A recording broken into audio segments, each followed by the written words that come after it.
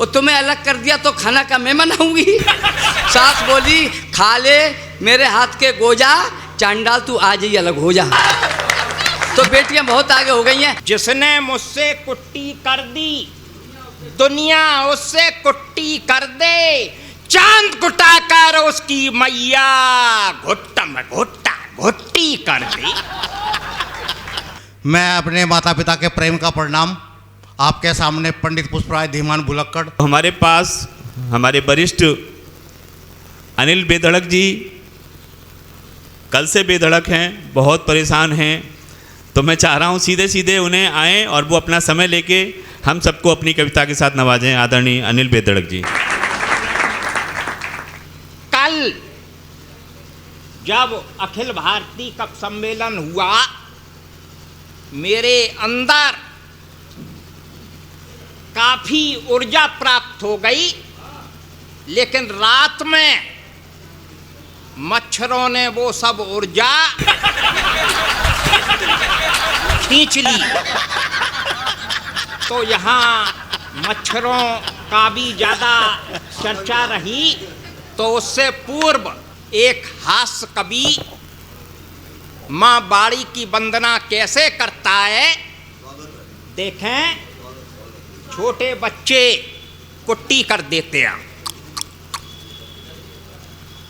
जिसने मुझसे कुट्टी कर दी, जिसने मुझसे कुट्टी कर दी दुनिया उससे कुट्टी कर दे। जिसने मुझसे कुट्टी कर दी दुनिया उससे कुट्टी कर दे, चांद कुटा कर उसकी मैया घुट्टा में घुट्टा घुट्टी कर दे। चांद घुटा कर उसकी मैया घुट्टा में घुट्टा घुट्टी कर दे। हाथ नहीं जोड़ूंगा मैं, स्वाभिमानी व्यक्ति हूँ अध्यक्ष जी। हाथ नहीं जोड़ूंगा मैं, सीधे तेरे चरण पखारूं। घोर निराशा पीड़ाओं की सदा सदा की छुट्टी कर दे। मैया मुझको ऐसा वर दे मनसा मेरी पूरी कर दे। मैया मुझको ऐसा वर दे मनसा मेरी पूरी कर दे। घर मेरा बदरंग हो गया, राजयोगी जी, घर मेरा बदरंग हो गया। चिकनी चुपड़ी पुट्टी कर दे। खली भांते अब बने बेधड़क, खली भांते अब बने बेधड़क। ऐसी दया दृष्ट तू कर दे। मैया मुझको ऐसा वर दे मनसा मेरी पूरी कर दे। मैया मुझको ऐसा वर दे मनसा मेरी पूरी कर दे। जिन बक्सों में फटे चीथड़े, जिन बक्सों में फटे चीथड़े, उन बक्सों को धन से भर दे। बलात्कारी गजब ढा रहे, उल्टा सतिया उन पे धर दे। मैया मुझको, मैं तो भक्त भोगी हूँ कि मच्छर मुझे समझते हैं। आदरणीय मच्छर मुझे समझते हैं। तेरे शहर के लोग डेंगू से फिर भी डरते हैं, तेरे शहर के लोग। मच्छर मुझे समझते हैं। तेरे शहर के लोग डेंगू से फिर भी डरते हैं, तेरे शहर के लोग। हुस्न मेरा कातिल है, हुस्न सब बैयर मुँह पे मरे। मेरो ऐसो रूप जैसे ढलते साज की होए रुपैली धूप। मच्छर मुझे समझते हैं। तेरे शहर के लोग डेंगू से फिर भी डरते हैं, तेरे शहर के लोग। हुस्न मेरा कातिल है और मेरा जालिम सबाब, फिर भी मुझ पे मरते हैं तेरे शहर के लोग, फिर भी मुझ पे मरते हैं। मैं बीबी का गुलाम हूँ यारो, मैं बीबी का गुलाम हूँ यारो। इसीलिए मुफ्त में बदनाम हूँ यारो। मैं बीबी का गुलाम हूँ यारो, इसीलिए मुफ्त में बदनाम हूँ यारो। मुझसे जलते हैं सारे जमाने वाले, क्योंकि मैं अपनी सीता का राम हूँ प्यारे। मैं अध्यक्ष जी को 4 पंक्तियाँ समर्पित करता हूँ। इस घनी छाँवों से बिछुड़ा तो भटक जाऊंगा, इस घनी छाँवों से बिछुड़ा तो भटक जाऊंगा, बन के डींगार तेरी जुल्फों में लटक जाऊंगा, बन के डींगार तेरी जुल्फों में लटक जाऊंगा। भिन भिनाते हैं तेरे रूप पर मच्छर जितने, छपकली बन के उन्हें पल में गटक जाऊंगा। इस घनी छाँवों से बिछड़ा तो भटक जाऊंगा। नेता होते हैं सभी बेनकेल के ऊंट, कोई भरोसा ना करे करते लूट खसूट। एक सपेरा रामदास मन से बरमेद द्वाजी इस व्यंग में गौर फरमाएं। एक सपेरा रामदास मन से भ्रमित, दिल से उदास, पसीने से बेहाल, फिर भी पेट की खातिर बीन पर बीन बजाए जा रहा था, फिर भी पेट की खातिर बीन पर बीन बजाए जा रहा था। मैंने कहा चाचा आप बीन क्यों बजा रहे हैं? सपेरा मायूस होकर बोला सांप बिलों में नहीं दिखाई दे रहे हैं, सांप बिलों में नहीं दिखाई दे रहे हैं। तब मैंने कहा सांप बिलों में कैसे दिखाई देंगे, सांप तो संसद में पल रहे हैं, इसीलिए सपेरों के हाथ नहीं लग रहे हैं। सांप तो संसद में पल रहे हैं, इसीलिए सपेरों के हाथ नहीं लग रहे हैं। यारो आज जहर सांप का खद्दरधारियों में आ गया है, जिसे पीकर खद्दरधारी अपनी असलियत गवा रहा है। आदरणीय प्रिंसिपल साहब, मैं आपकी उपस्थिति हमें बलवती बना रही है हमारे मन को। और प्रिंसिपल साहब आपका देखो, प्रिंसिपल जो होते हैं ना, आदरणीय पुष्पा जोशी जी, प्रिंसिपल बात को संभाल लेते हैं।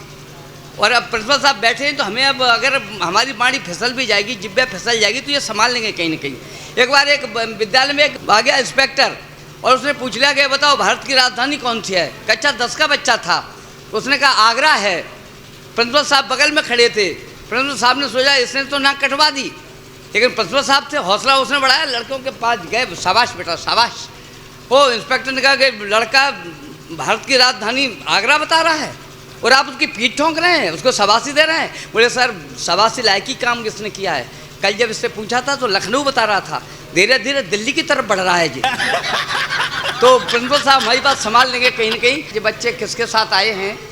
बच्चे हमारे देश का भविष्य हैं, लेकिन हमारा वर्तमान खराब करके ही छोड़ेंगे। बच्चे आदरणीय यहाँ बच्चे नहीं होते वहाँ अच्छा नहीं लगता। मेरे घर पर भी एक छोटा सा बच्चा है, कभी कभी जब वो काम बिगाड़ देता है तो अपन हल्का सा झाड़ देता है।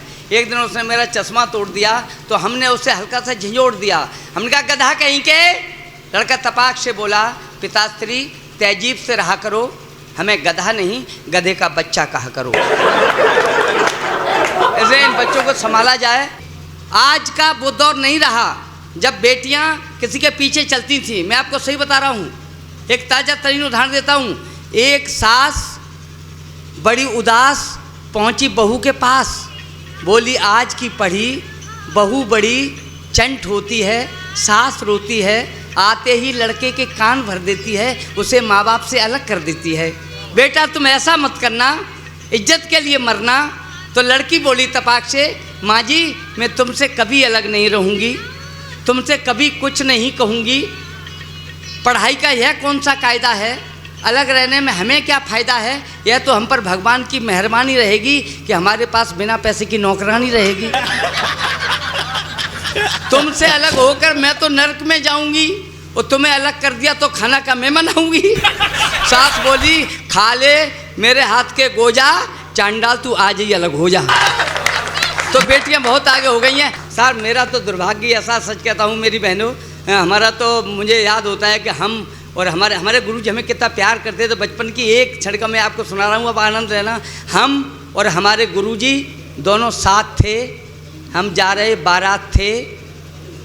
हमने कहा गुरुजी टिकट ले लें, तो गुरुजी अकड़ गए, हम भी बिना टिकट रेल में चढ़ गए।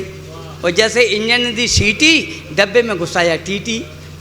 जिन पर टिकट थी वे अकड़ गए, हम बिना टिकट पकड़ गए। और गुरुजी मौका ताड़ कर सीट के नीचे बढ़ गए। टीटी मेरे पास आया, गुर्राया, बोल कहाँ से आया है, टिकट क्यों नहीं लाया है, क्या तेरे गुरु ने तुझे यही पढ़ाया है।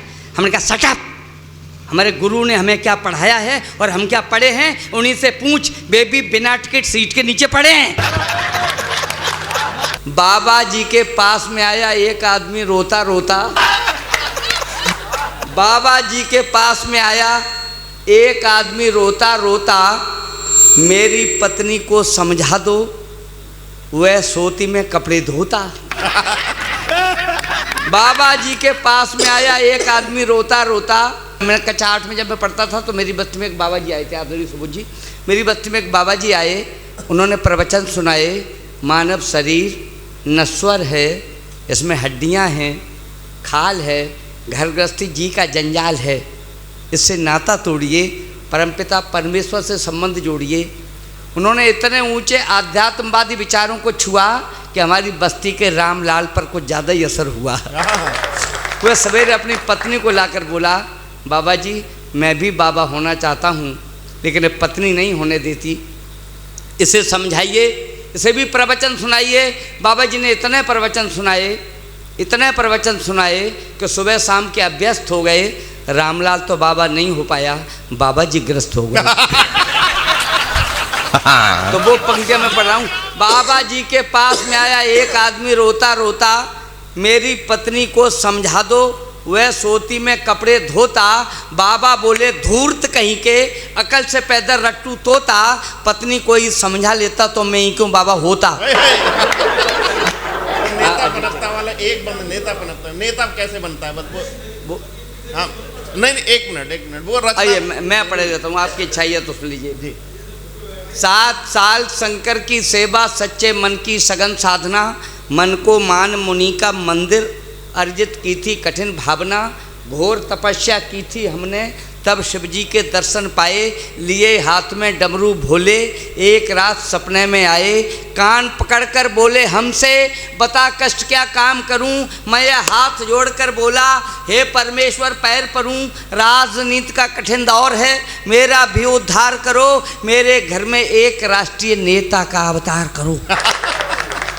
मेरे घर में एक राष्ट्रीय नेता का अवतार करो। शंकर बोले चाहे जितना धन दौलत व्यापार मांग ले, इंजीनियर जिलाधिकारी चाहे कमिश्नर 4 मांग ले, नामुमकिन है मांगना मेरी बेपर्दा औकात करो, चाहे कुछ भी ले लो लेकिन नेता की मत बात करो।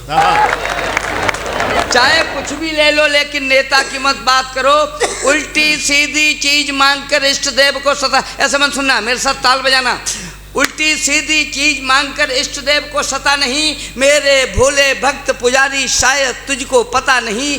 गुंडे 60 शराबी 64 तन से हट्टे कट्टे हों, 51 गद्दार 72 सातिर चोर इकट्ठे हों झूठा लबार 84 संग माफिया 30 मिले, कुछ कहकर कुछ करने वाले 8 420 मिले, रिश्वतखोर हरामी 100 हों, ठग पूरे 45 हों, अपराधों में सजा याफ्ता कम से कम 47 हों, ढोंगी बेईमान 66 58 छछंदी हों, एक साथ सब मरे इकट्ठे नरकलोक में बंदी हों, उन सब की आत्मा मिलाकर फिर जो जीव पनपता है, मरे 500 लोग कहीं तब नेता एक पनपता है। कभी कभी यह होता, कभी कभी यह होता करने से संयोग नहीं, कोई नेता पैदा कर दूं मेरे बस का रोग नहीं। नमस्कार। अब मैं जब माइक पे आता हूँ तो लोग सोचते हैं कि ये जामवंत के खानदान का अंतिम पीस कहाँ पड़ा था अब तक, उठे नहीं थे। तो भाई साहब, इस तरह की घटनाएं होती है। मैं अपने माता पिता के प्रेम का परिणाम आपके सामने पंडित पुष्पराज धीमान भुलक्कड़, मेरे साथ भी प्रेम का जो दुष्परिणाम हुआ मैं आपको शेयर कर रहा हूँ।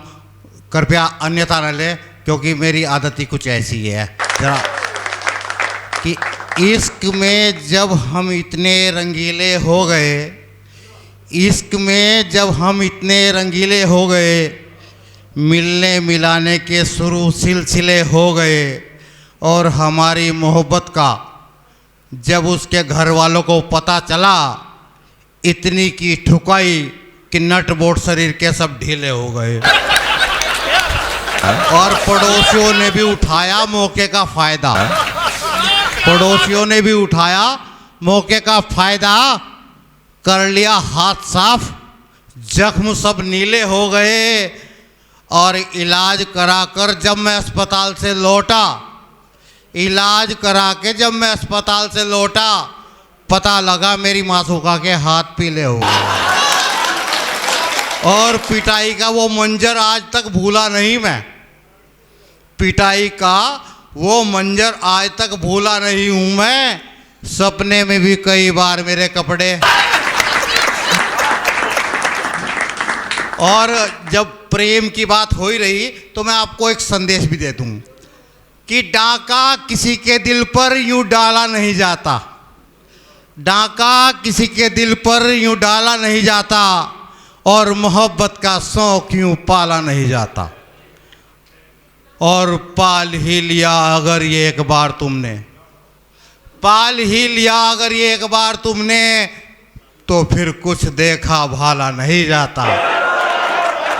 कि देखकर जिसे मेरा जी जल रहा है, देखकर जिसे मेरा जी जल रहा है, जमाने में वह सब आराम से चल रहा है। और सरहद पार ढूंढ रही है जिसे तेरी निगाहें, सरहद पार ढूंढ रही है जिसे तेरी निगाहें, वो सांप तो तेरी आस्तीन में पल रहा है।